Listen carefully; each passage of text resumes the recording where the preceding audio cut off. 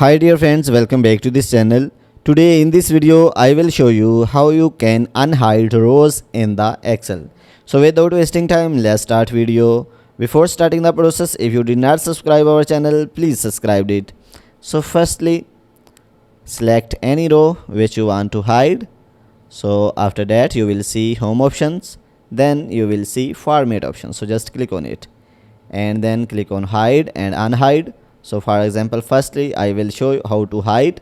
So you can see when I will click on hide row, this row will be hide. So if I want to unhide this row, then again click on format and here you can see hide and unhide option and then click on unhide row. So you can see this row again appear. So guys, in this way you can unhide any row.